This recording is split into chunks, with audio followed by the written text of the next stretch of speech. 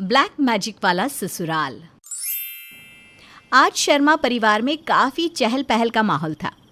अरे भाई, होता भी क्यों नहीं, आखिर उनके छोटे बेटे रवि की आज दुल्हनिया जो आ गई थी। सब लोग बड़े खुश थे और दुल्हन के गृह प्रवेश की तैयारी कर रहे थे। बड़ी बहू महिमा चावल से भरा लोटा दरवाजे पर रखाई थी और अब सब लोग तालियों से मीरा और रवि का स्वागत कर रहे थे। चलो चलो मीरा, चावल से भरा कलश अपने दाहिने पैर से गिराओ और अंदर आ जाओ। जी भाभी। मीरा ने जैसे ही चावल से भरा कलश घर के अंदर गिराया तो उसमें से गिरने वाले चावल काले हो गए। सब लोग ये देखकर बहुत परेशान हो गए। अरे ये कैसे हो गया? मैं तो सफ़ेद चावल ही लाई थी देखकर। ये तो अपशगुन हो गया ना, भाभी के घर आते ही अपशगुन। अरे कुछ चला गया होगा चावलों में, ज़्यादा मत सोचो। नहीं नहीं, बहू को डरा रहे हो सब। कुछ नहीं बहू, तू खुशी से अंदर आ जा। ये सब चीज़ें तो होती रहती है शादी वाले घर में। कुछ चला गया होगा चावलों में। हाँ, तुम अपना मन उदास मत करो मीरा, आओ गृह प्रवेश करते हैं। हाँ हाँ मीरा, इन सबको भूल जाओ। आओ ससुराल में पहला कदम रखो। सबके कहने पर मीरा इस बात को नज़रअंदाज कर देती है और गृह प्रवेश करती है। सब लोग मीरा के आने से खुश थे। उस रात हंसी मजाक करते हुए रात कब बीत गई किसी को पता ही नहीं चला और अगली सुबह मीरा का रसोई में पहला दिन था। मीरा बहू, रसोई में तिलक करने के बाद कुछ मीठा बना देना, ठीक है? आज पहली रसोई है ना तुम्हारी? जी माँ जी। महिमा बहू, मीरा बहू को जो भी चीज़ें चाहिए वो दे देना, ठीक है? मैं बाहर पूजा करने बैठ रही हूँ। जी ठीक है माँ जी। मीरा, ये है सूजी, चीनी, ड्राई फ्रूट्स और दूध। तुम्हें कुछ और चाहिए? बस भाभी, मैं पहले हलवा बना देती हूँ, फिर खाना मिलके बना लेंगे। हाँ हाँ ठीक है, तब तक मैं सब्ज़ी लेकर आती हूँ। जी भाभी। महिमा सब्ज़ी लेकर आती है और मीरा हलवा बना रही होती है। तभी रसोई में पिंकी आती है। अरे वाह भाभी, बड़ी अच्छी खुशबू आ रही है। क्या बना रहे हो आप? मैं सूजी का हलवा बना रही हूँ। हाँ, मुझे बहुत पसंद है। इसमें ना थोड़ी किशमिश भी डालिएगा, मुझे बहुत पसंद है। अच्छा, पर किशमिश कहाँ पड़ी है? मुझे नहीं पता। मुझे पता है, मैं डाल देती हूँ। ठीक है। पिंकी ड्रॉअर से किशमिश लाती है और डाल देती है। ठीक है भाभी, मेरा काम हो गया, मैं अब चलती हूँ। काम हो गया? अब मतलब किशमिश डाल दी ना मैंने, तो हो गया ना काम। अच्छा अच्छा ठीक है। पिंकी के जाने के बाद मीरा थोड़ी देर के लिए किचन से बाहर चली जाती है और जब वापस आकर देखती है तो महिमा हलवे में कुछ डाल रही थी। क्या हुआ भाभी? अरे कुछ नहीं मीरा, हलवे में ना मीठा थोड़ा कम लगा। यहाँ सब थोड़ा ज़्यादा मीठा खाते हैं ना, तो बस वही डाल रही थी। अच्छा अच्छा ठीक है भाभी, तो अब ले चले हलवा बाहर, सब लोग टेबल पर आ गए होंगे। हाँ बिल्कुल ले चलते। चलो तुम हलवा ले लो, मैं बाकी का खाना ले आती हूँ।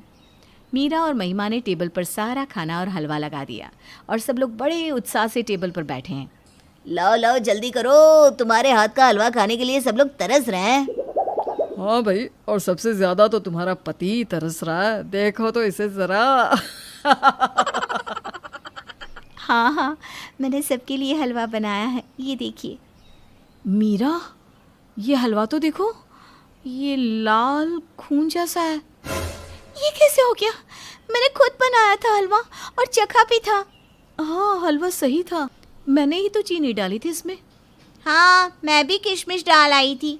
ये क्या हो रहा है माँ? जब से मीरा भाभी घर आई है कुछ न कुछ अपशगुन हो रहा है।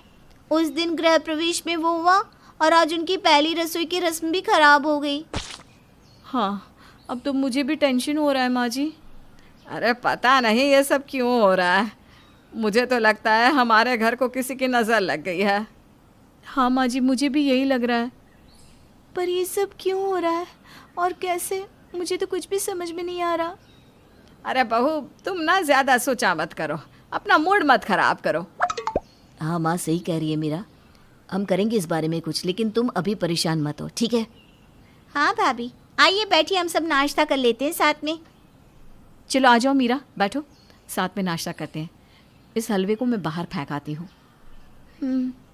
मीरा जब से घर में आई थी उसके साथ काफ़ी अजीब अजीब सी चीज़ें हो रही थी, जिसके बाद अब उसे काफ़ी परेशानी हो रही थी। पर इन सब के बीच उसकी मुंह दिखाई की रस्म भी होने वाली थी। उसे शगुन देने पड़ोस की कुछ औरतें आने वाली थी। मीरा बहू, पड़ोस की कुछ औरतें तुम्हारी मुंह दिखाई को आने वाली है। तुम आज शाम तैयार रहना, ठीक है? और कुछ अच्छा सा पहन लेना और श्रृंगार भी अच्छे से करना बेटा। जी माँ जी, मैं अच्छे से तैयार हो जाऊंगी। महिमा और पिंकी, तुम दोनों मीरा बहू को तैयार होने में मदद कर देना। जी माँ जी, ठीक है। शाम को पिंकी और महिमा मीरा की तैयार होने में मदद करने लगे। मीरा, ये क्रीम लगा लो, तुम्हारा चेहरा इससे बहुत सुंदर लगेगा। हाँ भाभी, और मैं आपके लिए मेरा नया वाला पाउडर भी लाई हूँ, ये भी लगाइएगा, आपको बहुत अच्छा लगेगा। ठीक है। मीरा, ये माँ जी ने तुम्हारे लिए मुल्तानी मिट्टी भेजी है, ये लगा लो तैयार होने से पहले। ठीक है भाभी। मीरा सब कुछ लगाने के बाद अच्छे से तैयार हो जाती है। अरे वाह भाभी, अब तो बहुत सुंदर लग रहे हो। हाँ, मोहल्ले की औरतें तो जल बुन ही जाएंगी तुम्हें देखकर। अरे भाभी, माँ ने कहा था घूंघट डाल के नीचे आइएगा, फिर औरतें आपकी मुंह दिखाई करेगी ना। हाँ हाँ, चलो घूंघट डाल लो। पिंकी, तुम मीरा को लेकर आओ, तब तक मैं नीचे सब कुछ देख लेती हूँ। पिंकी मीरा को नीचे ले आती है और सारी औरतें मीरा को देखने के लिए आगे आती हैं। और जैसे ही वो मीरा के चेहरे से घूंघट हटाती है, वैसे ही मीरा का सारा चेहरा लाल लाल दानों से भर गया हो दिखती है। अरे कावेरी बहू, तेरी बहू का चेहरा तो लाल लाल दानों से भरा हुआ है, कितनी अजीब लग रही है ये, जरा देखो तो। माँ जी, अभी तो मेरा चेहरा बिल्कुल ठीक था, अब न जाने कैसे ये सब। अरे कोई बात नहीं बहू, तू जाकर ना अपने चेहरे पर कुछ लगा ले, जा बेटा। मीरा अपने चेहरे को देखकर बहुत ज़्यादा रोती है और उदास हो जाती है। पर अब उसे शक होने लगता है कि उसके साथ ये जो भी अपशगुन हो रहे हैं, उसमें घर वालों में से ही किसी का हाथ है। पहले महिमा भाभी ने मुझे कुछ लगाने को दिया, उस दिन भी हलवे में उन्होंने चीनी डाली थी। पर पिंकी भी तो रसोई घर में आई थी और आज भी वो अपना पाउडर ले आई थी। और माँ जी ने भी तो मुल्तानी मिट्टी भेजी थी। इनमें से कौन हो सकता है जो ये सारी चीज़ें मेरे साथ कर रहा होगा? या मैं ही कुछ ज़्यादा सोच रही हूँ? कहीं मैं कुछ गलत तो नहीं सोच रही हूँ? क्या करूँ, कुछ समझ में नहीं आ रहा। ये सब मीरा का वहम था या सच में उसी के ससुराल में से ये सब चीज़ें कोई उसके साथ कर रहा था? मीरा अब ये खुद नहीं समझ पा रही थी। मीरा के साथ उसके ससुराल में जो कुछ भी हो रहा था अब उसे परेशान करने लगा था। पहले गृह प्रवेश में अड़चन आना, उसके बाद उसकी पहली रसोई का खराब हो जाना और आज तो उसका चेहरा ही बिगड़ गया था। ये सब अपने आप तो नहीं हो सकता था। मीरा को अब अपने ससुराल वालों पर शक होने लगा था। उसे लग रहा था कि कोई तो है उसके ससुराल में जो ये सब कर रहा है, पर इसके साथ ही उसे ये भी लग रहा था कि कहीं ये सब उसके मन का वहम ना हो। इसलिए उसने सोचा कि वो इस बारे में अपने पति से बात करेगी। तुम कुछ ज़्यादा ही सोच रही हो मीरा, ऐसा कुछ नहीं है। कुछ नहीं है तो ये सब कैसे हो रहा है? ये सारे अपशगुन। तुम इतनी पढ़ी लिखी होकर ये सब सोच रही हो मीरा, तुम इन सब अंधविश्वास को मानती हो? मैं पढ़ी लिखी हूँ, पर ये सब मेरे आंखों के सामने हो रहा है। मैं कैसे इसे नज़रअंदाज कर सकती हूँ रवि? सच बताऊँ तो मुझे लग रहा है कि इस घर में कोई काला जादू करता है, तभी ये सारी चीज़ें मेरे साथ हो रही है। ये कैसी बातें करती हो तुम मीरा? तुम्हें अंदाज़ा भी है कि तुम क्या कह रही हो? मैं समझ रही हूँ, तभी तो कह रही हूँ रवि, ये सारी चीज़ें काला जादू करने वाला ही कर सकता है। अरे बस करो, अब सो जाओ, मुझे नहीं सुननी तुम्हारी बकवास, ठीक है? मीरा की बातें सुनकर रवि उस पर काफ़ी गुस्सा हो गया था और शायद उसका गुस्सा सही भी था, क्योंकि मीरा उसके परिवार पर काला जादू करने का आरोप लगा रही थी। रवि से बात करने के बाद मीरा ने सोचा कि शायद वो कुछ ज़्यादा ही सोच रही है। उसे इन सब बातों पर ध्यान ना देकर अपनी गृहस्थी पर ध्यान देना चाहिए। इसलिए उसने इन सब बातों को भूलकर आगे बढ़ने का फैसला किया। माँ, मैं सोच रही थी कल रविवार के दिन हम सब कहीं घूमने चलते हैं, आप क्या कहती हैं? हाँ हाँ, क्यों नहीं चलते हैं। वैसे भी इतने दिन से ये सब हो रहा है, सबको थोड़ा अच्छा भी लगेगा। हाँ, हम सब ना पिकनिक करने चलते हैं, साथ में मज़ा आएगा। हाँ भाभी, बहुत अच्छा आइडिया है। मीरा का आइडिया सुनकर सब लोग अगले दिन पिकनिक पर जाने की तैयारी करने लगे। सब लोग काफ़ी खुश थे क्योंकि बहुत दिनों बाद घर में आज खुशी का माहौल था। अरे चलो साहब, बस आ गई है। हाँ हाँ, बस आ ही रहे हैं। आज तो बड़ा मज़ा आने वाला है ना भैया? हाँ बिल्कुल। मीरा कहाँ रह गई? चलो भी मीरा। हाँ हाँ, अभी आई। मीरा के बस में चढ़ते ही बस को एक जोर का झटका लगता है और बस हिलने लगती है। ये क्या, मीरा भाभी जब भी आती है ना कुछ अपशगुन होता ही है। ऐसा नहीं बोलते पिंकी, चुप रह। हाँ नहीं तो क्या, जब भी ये कुछ करती है काम बिगड़ता ही है माँ। वैसे पिंकी क्या तो सही रही है माँ। मीरा जब से इस घर में आई है आए दिन कुछ न कुछ होता ही रहता है। हाँ मैं जानती हूँ, पर इसमें मीरा की कोई गलती नहीं। रवि और मीरा की लव मैरिज है, इसलिए उनकी कुंडलियाँ भी नहीं मिलवाई। मुझे तो लगता है शायद कुंडली में कोई दोष होगा। ऐसा कुछ नहीं है माँ जी, मेरी कुंडली में कोई दोष नहीं है। अब आप तो ऐसा कहेंगे ही ना भाभी, आप खुद ही देख लीजिए कैसे सारी चीज़ें आपकी वजह से बिगड़ रही है। पिंकी बस बहुत हो गया, हम सब पिकनिक पे जा रहे हैं, सबका मूड खराब मत करो प्लीज। आपको लगता है मीरा भाभी के रहते सब अच्छा होगा? पिंकी चुप हो जा। चलो सब बस पे बैठो और कोई कुछ नहीं सोचेगा इस बारे में आगे। हाँ हाँ चलो। सारे लोग बस में बैठ जाते हैं, पर सबकी कही हुई बातें मीरा को बहुत चुभती हैं। पर वो सबका मज़ा ख़राब नहीं करना चाहती थी, इसलिए कुछ नहीं कहती। पिकनिक की जगह पर पहुंचते ही सब लोग मज़े से झूम उठे। थोड़ी देर खेलने और खाने के बाद मीरा सबके लिए पानी की बॉटल्स ले आती है और सबको देती है। पर जैसे ही सब लोग वो पानी की बॉटल्स खोलते हैं तो पानी खून में बदल जाता है। अरे ये क्या है? ये देखो भैया, पानी खून हो गया है पूरा। मैंने पहले ही कहा था मीरा भाभी के होते कुछ भी अच्छा नहीं हो सकता। हे भगवान, ये क्या हो रहा है हमारे घर के साथ? ये पानी की बोतल्स रख दो सब लोग, मैं दूसरी ले आता हूँ, ठीक है? मैं चलूँ आपके साथ? नहीं, तुम यहीं रुको, फिर कहीं कुछ गलत ना हो जाए। रवि आप भी? मीरा के प्रति सबका नजरिया बदल गया था। अब हर बात के लिए उसे ही दोषित या अपशगुनी माना जाने लगा था। यहाँ तक कि अब रवि भी उसका साथ नहीं दे रहा था। बीच में एक जगह पर बस रुकती है, वहाँ सामने ही शिव जी का मंदिर था, इसलिए सब लोग सोचते हैं कि वहाँ दर्शन कराते हैं।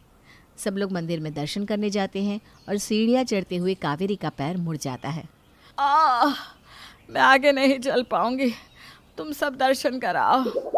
ठीक है माँ, आप यहीं बैठिए, हम सब दर्शन करके आते हैं। दर्शन करते वक्त जब पंडित जी ने मीरा को देखा तो उन्हें कुछ आभास हुआ और उन्होंने मीरा के कानों में कुछ कहा। सब लोग हैरान हो रहे थे कि पंडित जी ने मीरा के कानों में क्या कहा। क्या कहा पंडित जी ने? हाँ, और सिर्फ तुमसे ही बात की, हमसे तो उन्होंने कुछ भी नहीं कहा। मीरा बताओ तो क्या कहा पंडित जी ने तुमसे? पंडित जी ने हमारे घर एक पूजा करने को कहा है, ग्रह शांति की पूजा। उन्होंने कहा कि इससे हमारे घर पर लगी बुरी नज़र दूर हो जाएगी। तो हम सब कल ही ये पूजा करवा लेते हैं फिर, क्यों भैया? हाँ हाँ, घर की शांति के लिए पूजा तो करनी ही चाहिए। मीरा के कहने पर अगली सुबह सब लोग पूजा करने के लिए तैयार हो जाते हैं। सब लोग आ गए हैं ना? हाँ सब लोग यहीं हैं, बस माँ नहीं दिखाई दे रही। माँ कहाँ है? पता नहीं, कह रही थी उनकी तबीयत ठीक नहीं है। पर पंडित जी ने कहा था कि घर के सब लोगों को पूजा में बैठना होगा, तभी घर की शांति अच्छे से हो पाएगी। मैं माँ को लेकर आता हूँ। जी भैया। आकाश कावेरी को उसके मना करने के बाद भी ज़बरदस्ती ले आता है।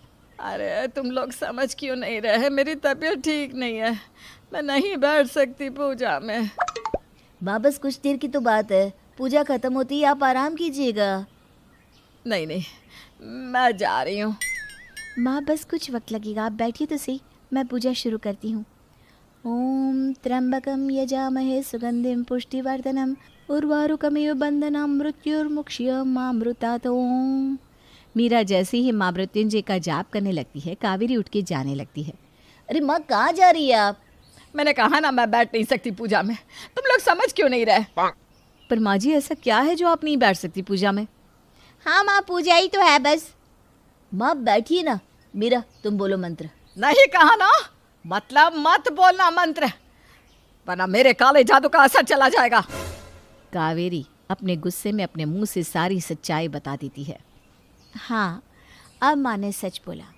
मुझे कल ही पंडित जी ने बता दिया था कि माँ ही है वो इंसान जो मुझ पर काला जादू कर रही है, इसलिए वो मंदिर के अंदर नहीं आ रही थी। माँ क्यों किया आपने ये सब? तूने बिना मुझसे पूछे मीरा को अपनी पत्नी चुन लिया, इसलिए मुझे लगा अगर मैं इसे मनहूस साबित कर दूं तो तू उसे छोड़ देगा। बस इसी वजह से काला जादू कर रही थी इस पर। माँ आप ये सब कैसे कर सकती हो? मुझे माफ़ कर दो।